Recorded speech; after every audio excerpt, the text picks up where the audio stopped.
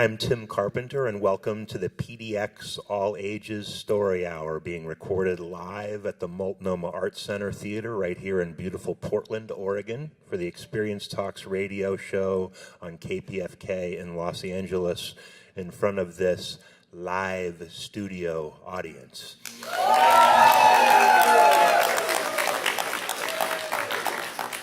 And it's an amazing live studio audience. So you will hear stories tonight that came out of 2 semester-long storytelling classes taught at Rosenbaum Plaza and Unthank Plaza, affordable housing communities owned and operated by Home Forward here in Portland.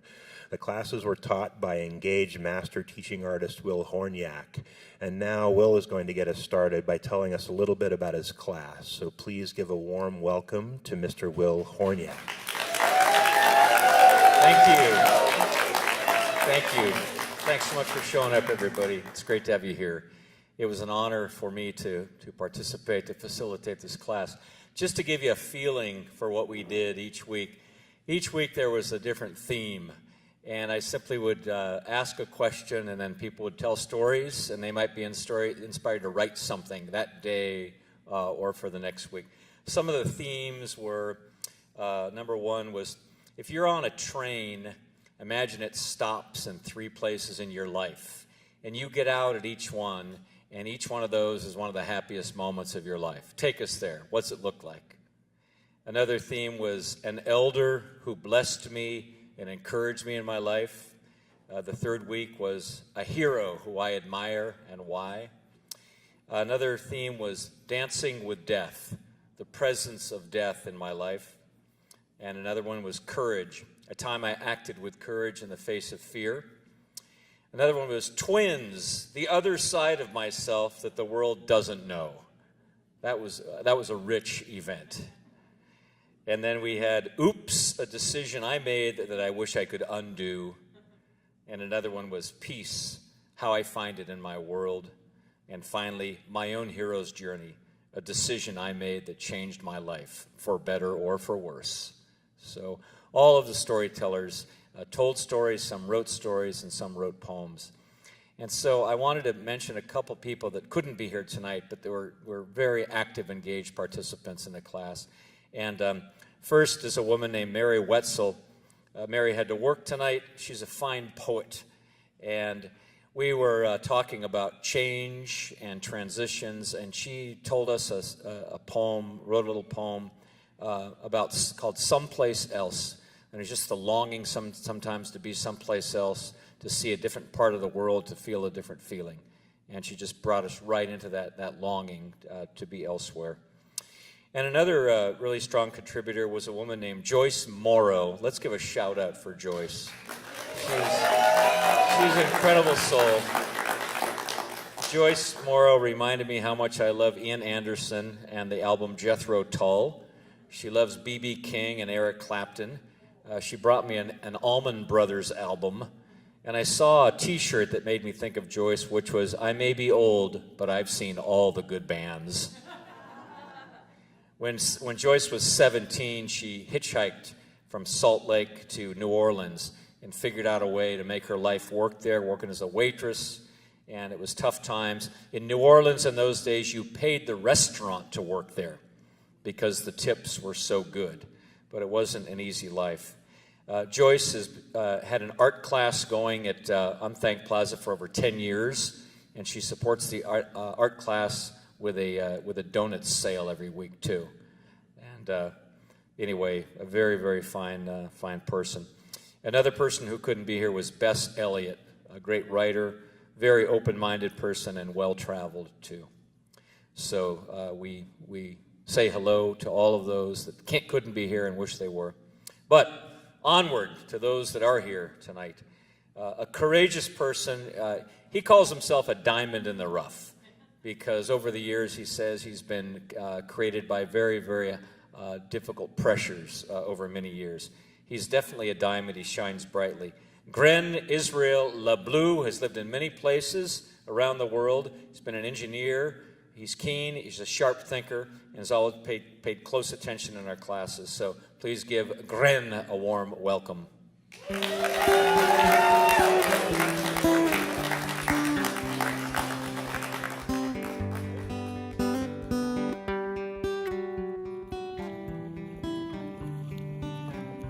Howdy. Well, this is about moments that changed and transitioned my life. Let's start out with the beginning, my birth. Big deal. It was January 5th, 1950. I was born an Army brat, saw the world in the U.S., mostly on Army bases, Aberdeen Proving Grounds in Maryland, Yokohama, Japan, Kaiserslautern, Germany, Orleans, France, which is what New Orleans is named after, Fort Sam Houston, Texas, Fitzsimmons Army Hospital in Denver, Colorado. My father, I called Papa-san because the first place I remember was Japan. He was a master sergeant, 23 years in the service. He went in 1940. At 16, he graduated high school in Syracuse, New York. He was drafted into World War II. He ended up in the Philippines with jungle rot. That's nasty stuff. Anyway, he learned tailoring, knitting, and crocheting while recovering in the hospital. And then he retired in Denver, Colorado, but it was too cold.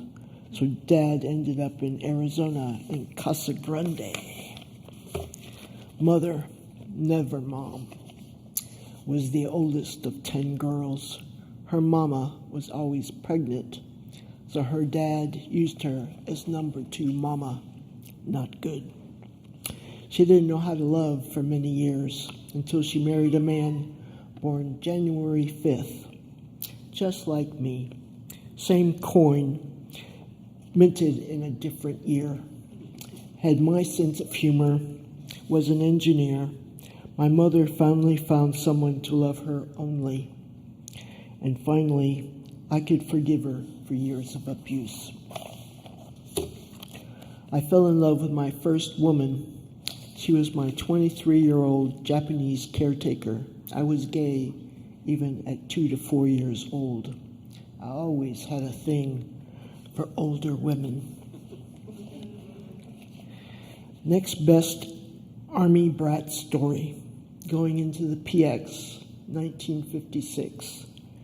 My 6-year-old nose ran straight into Elvis Presley's belt buckle. He was in the service for 2 years. Next Army brat story. I marched in a parade for Jeanne d'Arc. That's in Orleans. And Charles de Gaulle was in the reviewing stand. I was a brownie at the time. That's a baby Girl Scout. Usually that's called TOFs, T-O-F-S, Troops on Foreign Soil. I was also marching along my second older woman. Cookie was a junior high school Girl Scout. Her parents were American and Belgian born, so Cookie spoke French, Flemish, and English. I must say, I like my loves complicated, like diamonds in the rough. 14 schools later, I started high school in Aurora, Colorado. Met my bestest new love, Deborah, awesome Jewish princess. 5-year relationship through high school and some of college. Lost her last year to secondhand smoke, lung cancer. Best friend for 50 years. Brand new high school when I started.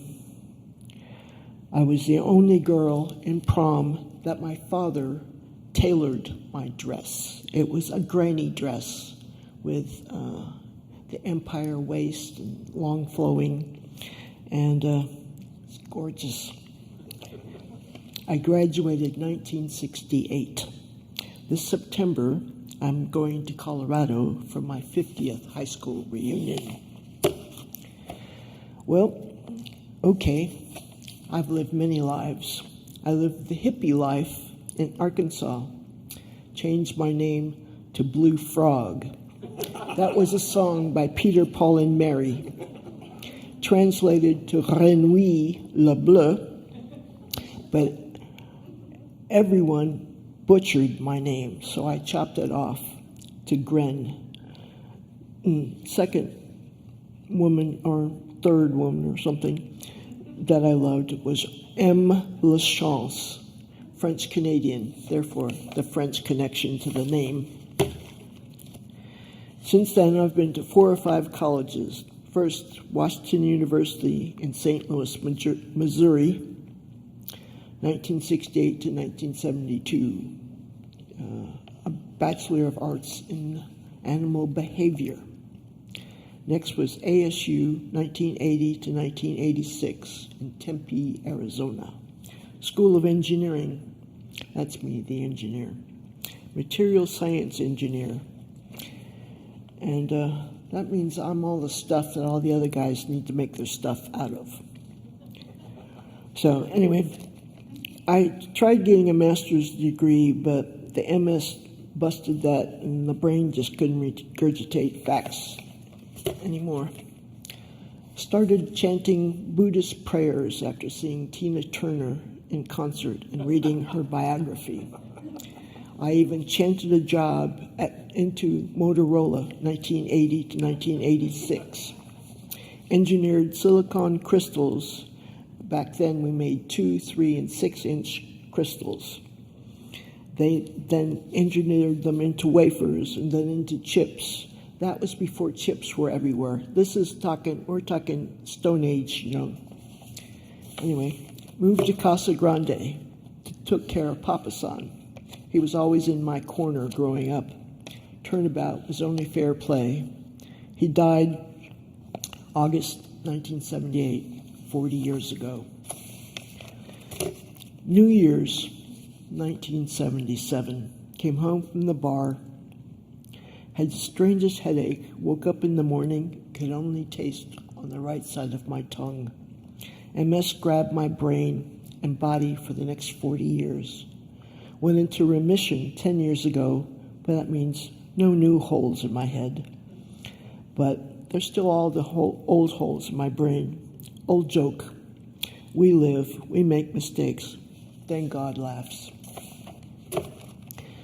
Anyway, 1977, new love. Renine came down to Casa Grande to help me out of my newspaper route. When Papa San died, I moved to Phoenix, Arizona with the monies from Papa San I invested in her bookstore, Woman's Place. After she moved away, I finished at ASU. I moved along in my life. Halloween weekend, 1987. Met my soulmate, Maxine Israel. Married her in Phoenix, Arizona. St. Patty's Day. She had this thing about marrying husbands on holidays. I think it was so she could remember her anniversaries. First husband was Bob on Christmas. Second husband was Jerry on Valentine's. And we were St. Patty's Day, so. Just to make us a historic couple, we were the first 2 women married in Arizona in a Reformed temple. Our rabbi wrote the ceremony and a ketubah, that's the marriage contract, to include her 4 kids, all our special friends. To begin the day, we had a double bat mitzvah. That means you get called to Torah. And after sunset, a brit ahava, which is the marriage ceremony. Truly, I never felt closer to God, and I added Israel as my middle name. MS made our family move to a more temperate climate in Portland, Oregon. Have been here almost long enough to have web feet. That's a frog joke, in case you missed it. The family, 3 girls and a boy, now 4 grandkids, 2, 7, 8, and 21. 2 to the second daughter and 2 to the only son. Both were girl then boy. Third daughter will marry tomorrow, August 25th. Proud parent moment. Okay, it comes to the transition part. 2015, I decided to transition to male. The brain thought I was a male all along. Now I'm considered transgender, FTM, all in caps. In 2018, after losing 100 plus pounds, lost the last troubling 20 pounds of breasts. Now use Gain to grow hair on my chinny chin. And I tell stories, write poems, wear kilts and leathers, and I hope you've enjoyed the turning points in my life.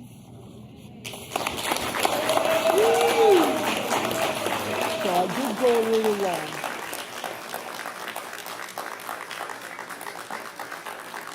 Wow, wow, wow, wow.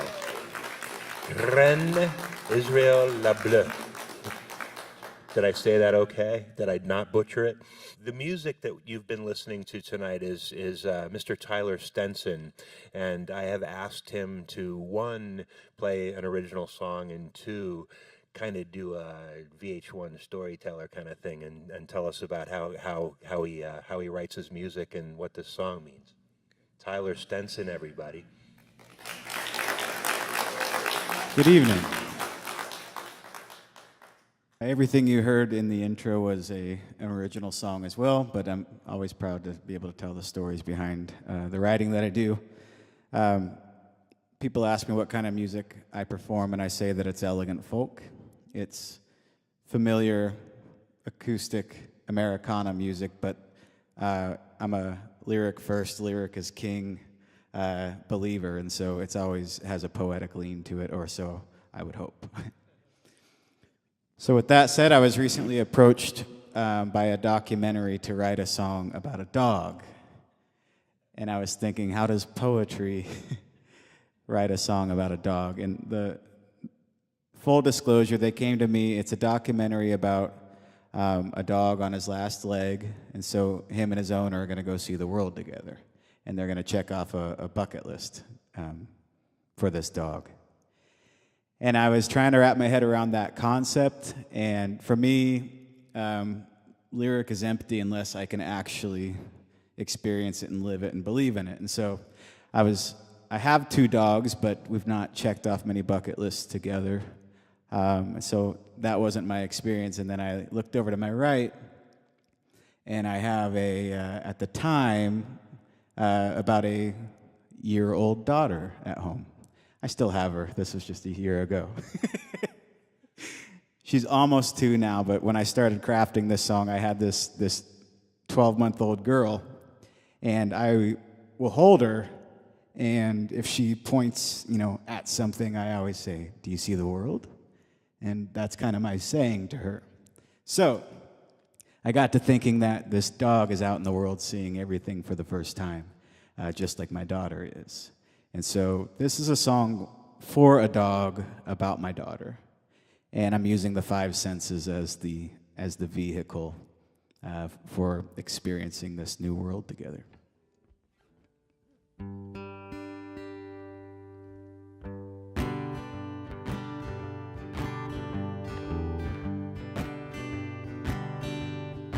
Do you see the world coming alive?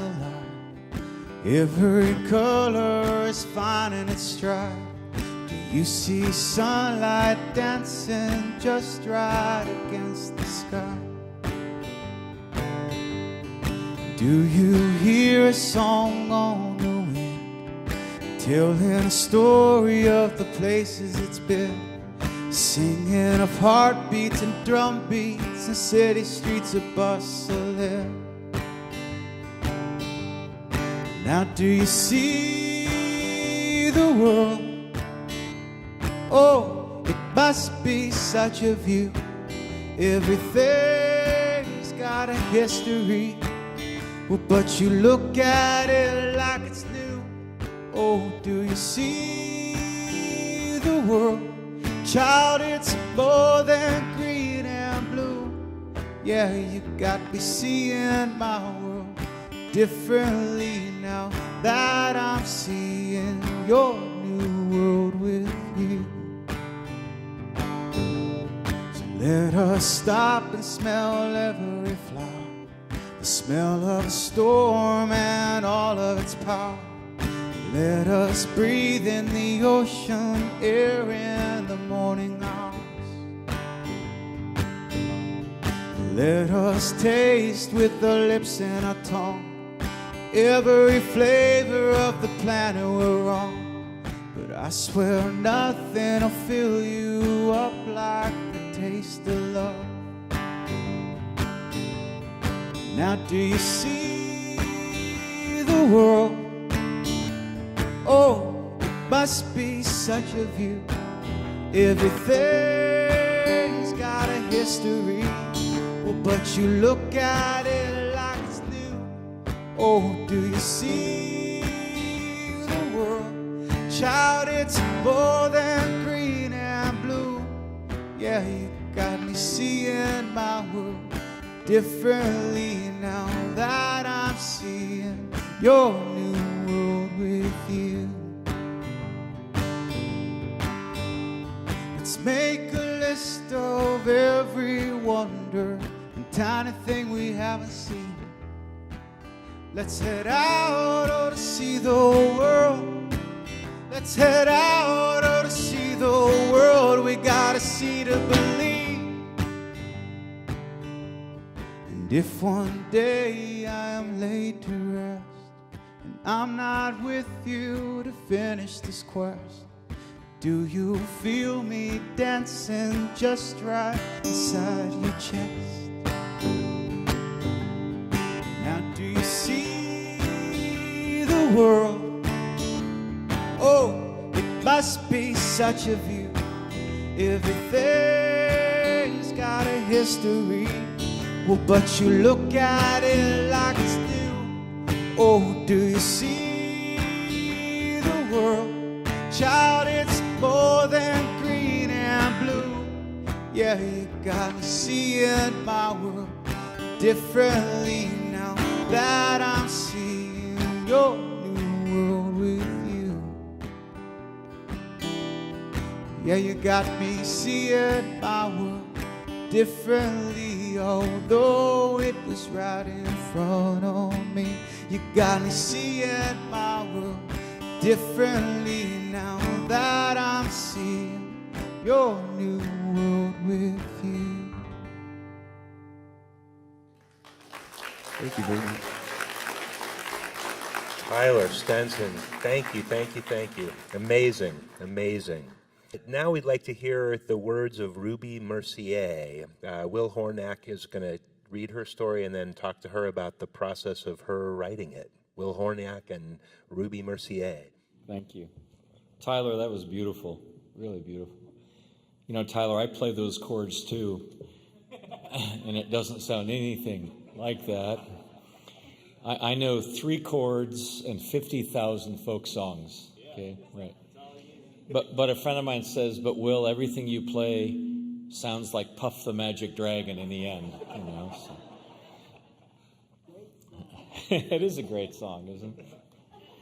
Ruby Mercier hails from Baton Rouge, Louisiana, and that is the South is a storyteller's place. I sometimes tell people in Portland, people will talk to you if they have to. Down South, they'll just talk to you, you know. They're conversationalists by nature, and that's what Ruby's like. And this is a story that she wrote. It's called You Scratch My Back, I'll Scratch Yours. I married in Arkansas, a countryman.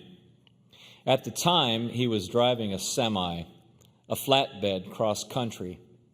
He always wanted me to go with him. I loved it. I got to see places I never would have been able to see. He even taught me how to drive, to chain, to strap, or tarp the truck down.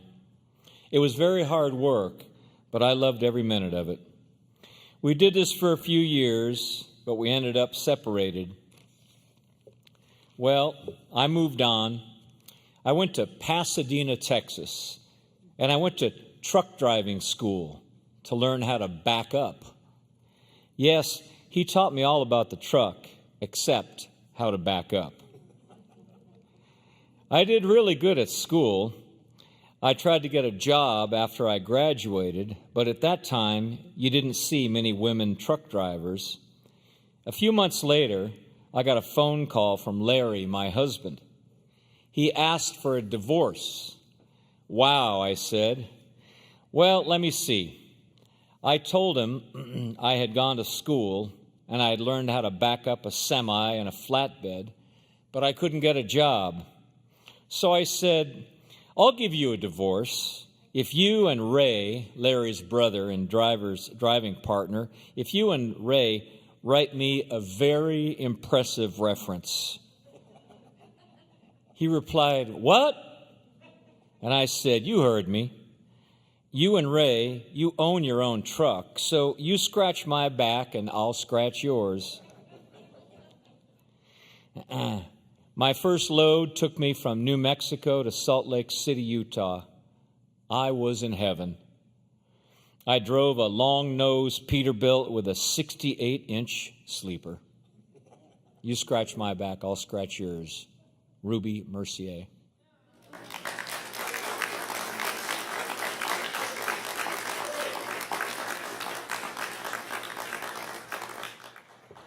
So I wanted to ask you, Ruby, if you wouldn't mind telling us, what was one of the best parts and the worst parts of truck driving?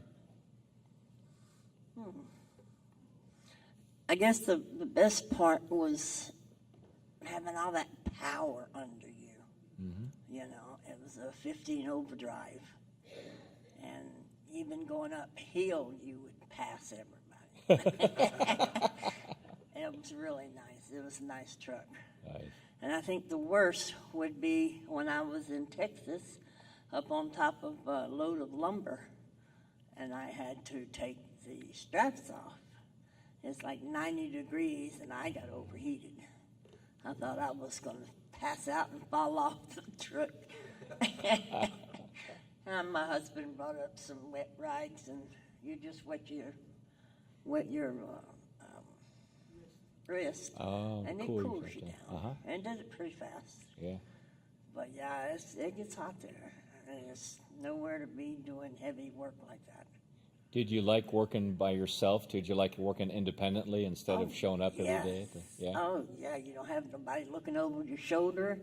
You know, no deadlines. I mean, you have deadlines, but you've got 48 hours and most of the time to get there. You know, so there's a lot you can do in there 48 hours. Do you still have that reference letter that Larry wrote for you? No. See, I've traveled a lot, and it's kind of got lost in the move. It was a good letter. It was. Thanks so much. Thanks so much, Ruby. You're welcome. Great story. Ruby Mercier, everybody. Well done. We want to have Kimberly Lewis tell us a story now. Kimberly?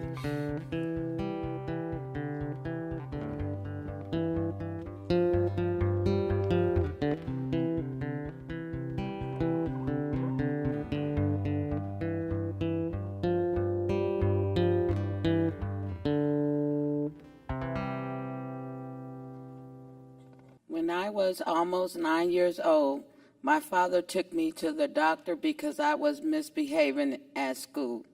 He wanted to talk to the family doctor to see why.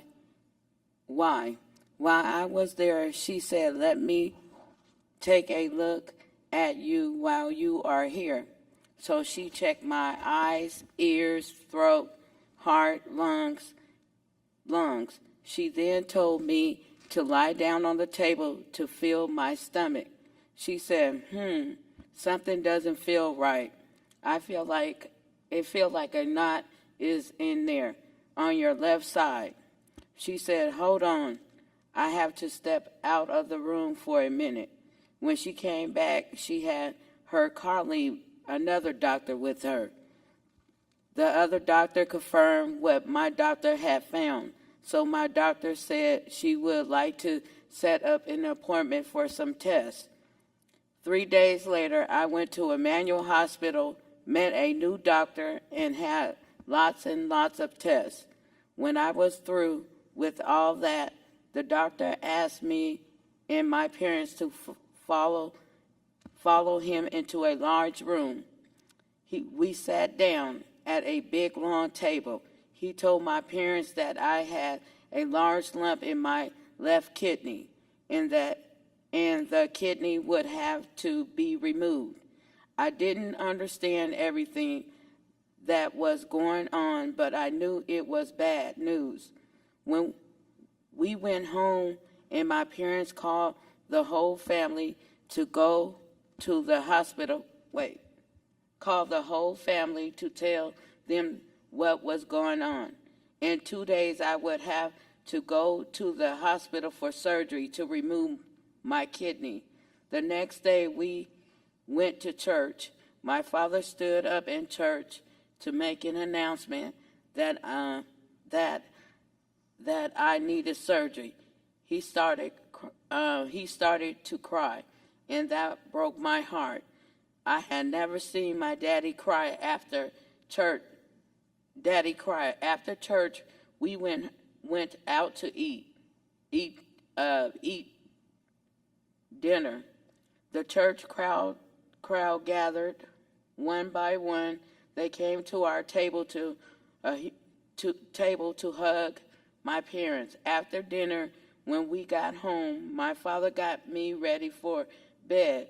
He also got me ready for the next morning when I would have to check into the hospital for surgery. He read me a story just like he always did and tucked me in for the night. The morning came. We hopped in the car to head to the hospital. When we got to Emmanuel, my daddy checked me in. Then we rode up to the 5th floor with a nurse who would be getting me settled into my room.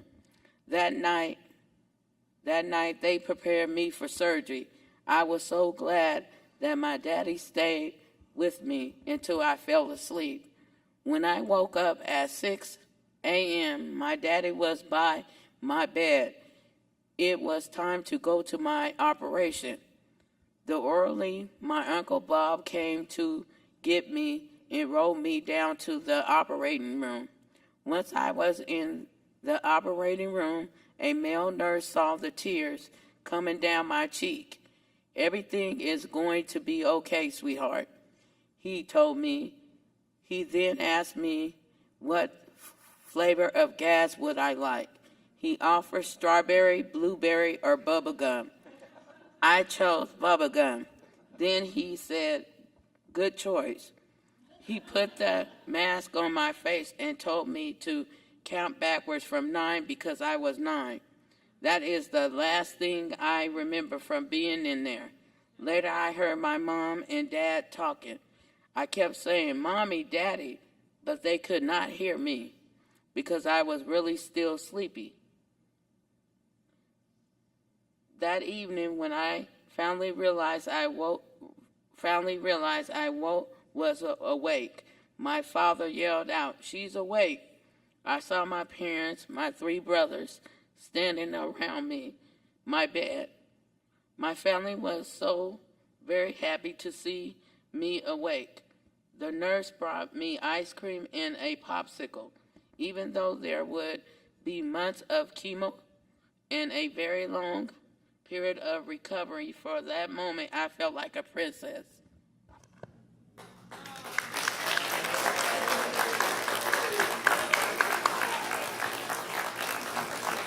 Kimberly Lewis, well done, well done. You weren't nervous at all, were you? So we want to have Will talk about one more gentleman that was involved in the storytelling program, Mr. Benjamin Matthews. Thank you. I wanted to say to every week when we got together, it was like this. People would tell stories from their lives. And the amazing thing is that people within the community got to know each other better. But as you hear other people's stories, you're reminded of your own. And that's what kept happening again and again and again.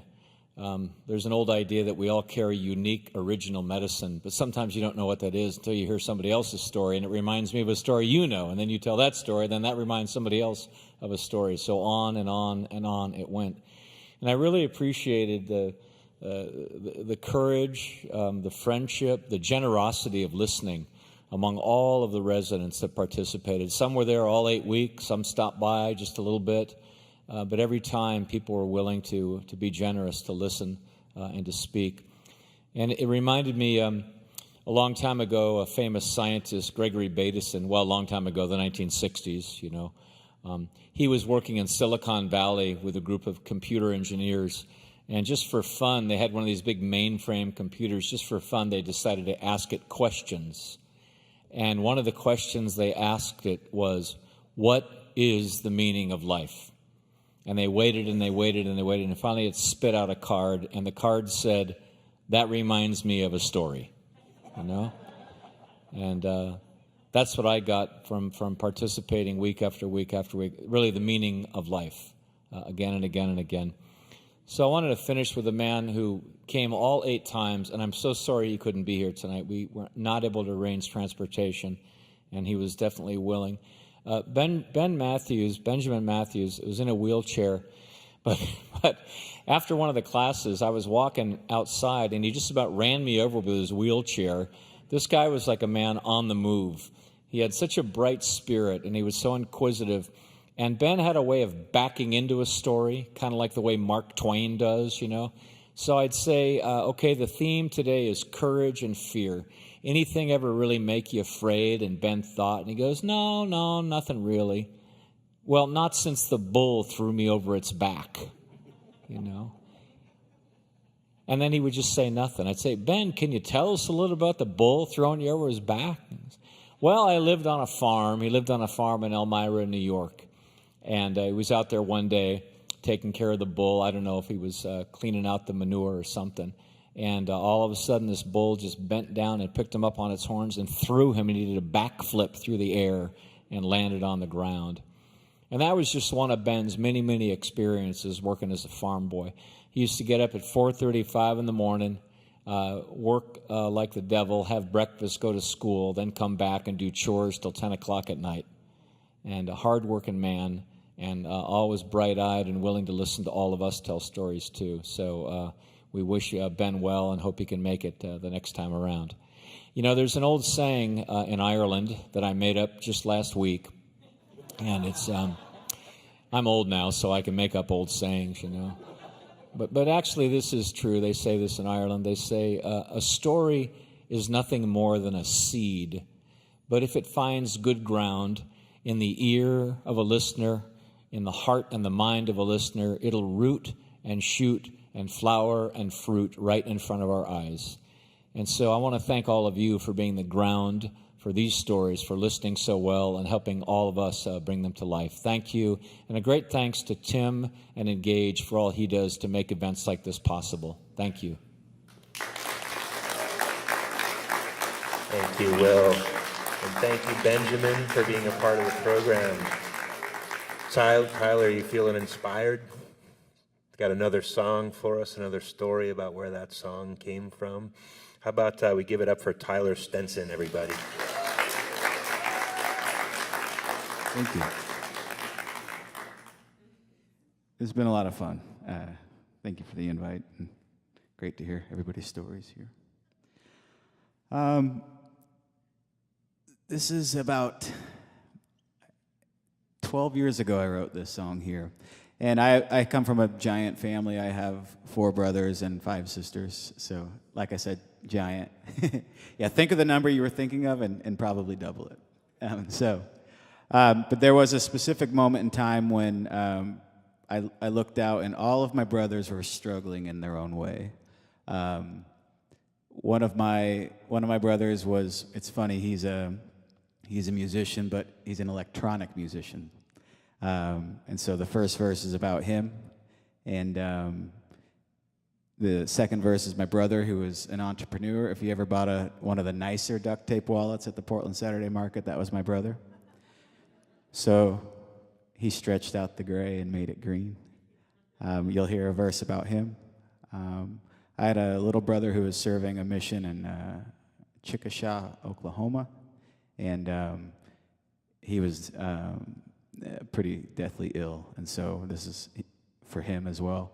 And then there's not a lot of strong, sturdy days as a touring singer-songwriter, so I had to tack a verse on at the end about myself and the trials. But all that to say, this is a song for everybody in this room and my brothers. It's called Better Be Us All.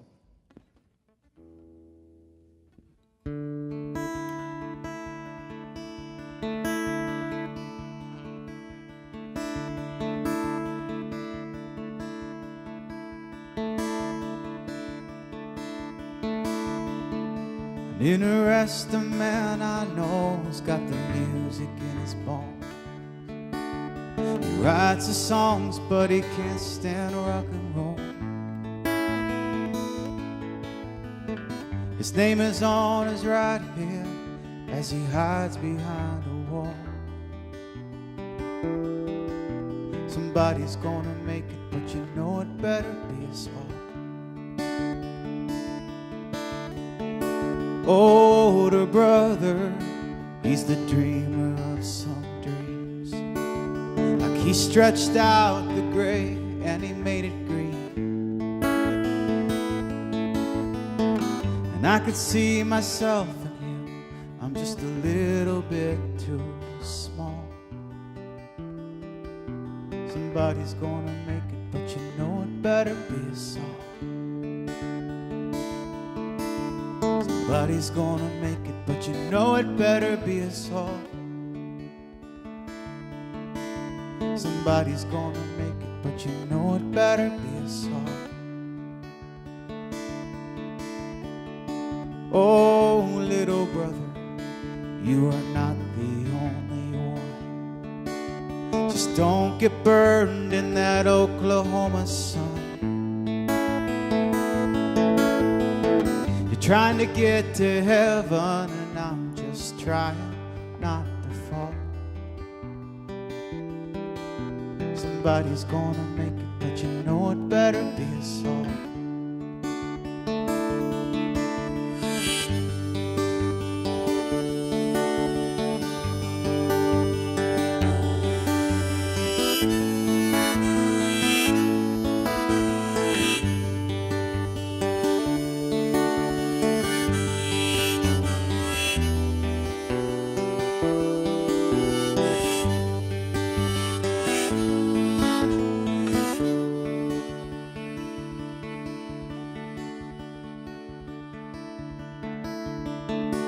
I'm a music maker,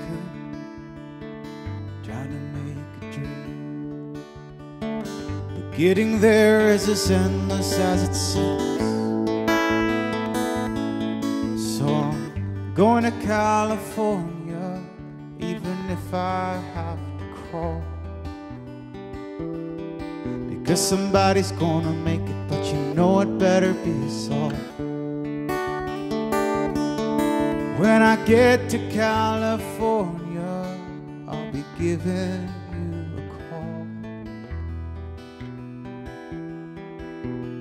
Oh, because somebody's gonna make it, but you know it better be us all.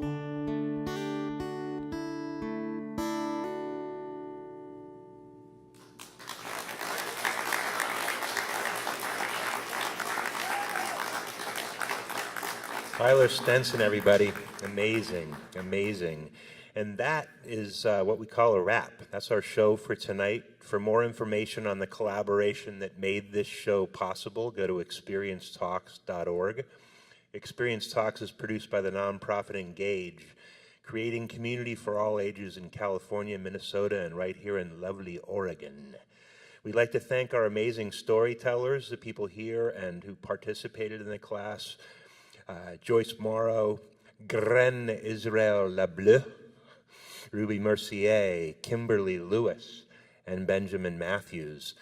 Many thanks to the fabulous story man himself, Mr. Will Hornyak, our music maestro, Mr. Tyler Stenson, To everybody at the Multnomah Arts Center, our partners at Friendly House here in Portland, especially Denise LaFond, Maya Chamberlin, and Vaune Albanese.